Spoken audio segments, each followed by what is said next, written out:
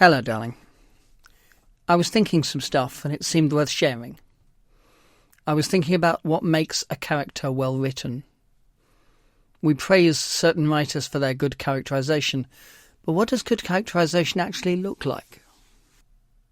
For me, I think one of the markers for this is often that a person is written to behave in a fairly consistent way, and that not all of the people in the story behave identically. It's very common these days for the differences between people, the points of disagreement between them, to be the engine that drives forward the plot. To begin with, when we first meet a person as a reader or viewer, we know nothing yet about their character. We can't tell whether this stranger is being well written. We observe their behaviour and build up some sense of what kind of person they are. Once we've had a chance to get to know them, we can then track how well their future behaviour matches what we've seen before. It is very common for mismatches in future behaviour to still be excellent writing, and for this inconsistency to be a crucial story point, as surrounding people feel that they've been let down or betrayed by someone. What we don't like so much are those times when inconsistent behaviour seems only to be there in the service of the next twist in the plot. If someone does something we can't explain, with no good reason for it later revealed, and this weird behaviour is never commented on or called out, then that starts to feel like what some people would call bad writing.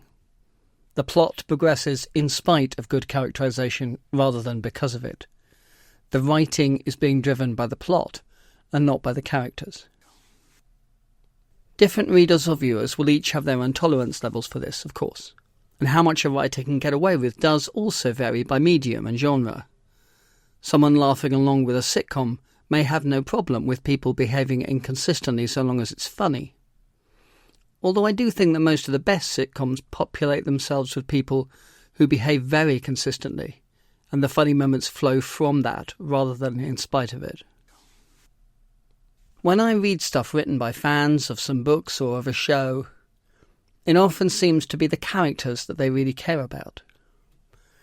I'm sure that their love for the thing is also influenced by the plot structure or the pacing, but it's normally the characters they want to comment on or rave about. One of the things I was specifically thinking about was characters who've been around for so long that they've been written by many, many different people. I meet this most often in comic books, of course, where a lot of superheroes have been around for over 50 years by this point and have been written by dozens or hundreds of people over the decades. But it's just as true of long-running TV shows or film franchises. Passing from one writer to another over so many years, in the service of so many plot lines, can lead to some very inconsistent characterization.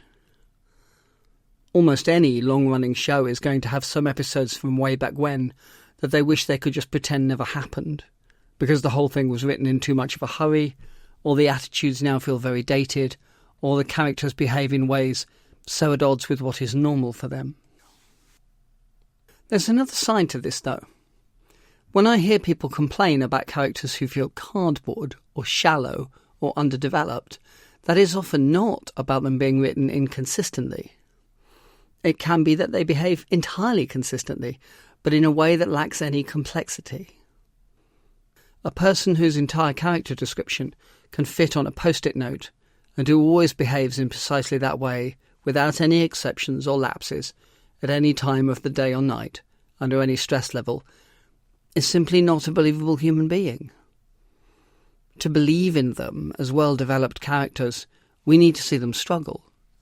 We need to see them stumble sometimes, or make mistakes and then have to fix them. There's a really interesting phenomenon that I see with long-running comics characters, which is that inconsistency can be reimagined as complexity. Flatly written cardboard characters get passed from writer to writer over so many years and are written so inconsistently that a modern writer, looking back over the history, no longer sees a flat and underdeveloped character. There's enough complexity in all of those twists and turns that one can reach back into it and pull out someone much more well-rounded and better developed. Back in the 60s and 70s, comics were mostly read by kids, and there was no sense of a larger fan community that was actually paying attention or subjecting them to a critical lens.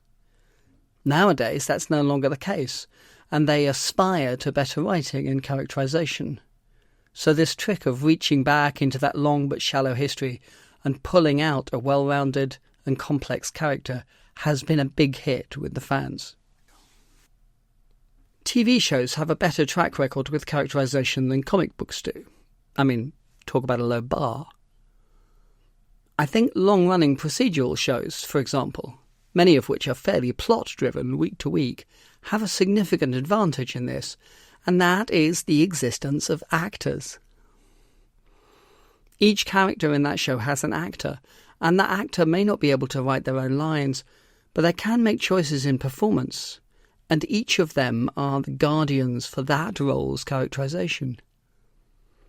If person A has betrayed the team, and there's nothing in the script to say that person B reacts to that in words, then actor B can still choose to act in a hurt or betrayed way, with face and tone and mannerisms, and actor A can choose to respond to that in the same way.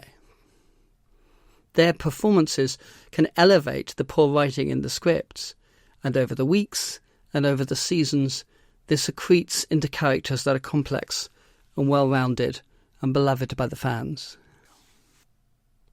The work that actors put into developing their roles pays off. There's been a vogue recently for bringing back old shows, not as a reboot with new actors, but with the original cast, playing older versions of beloved characters. Many of these reboots are packaged as prestige event miniseries, with a much bigger budget than the original show ever got. There are also remakes, of course, although these are more common in film than on television. That opens up discussions about the art of adaptation, and that in turn loops us back into those big superhero movies.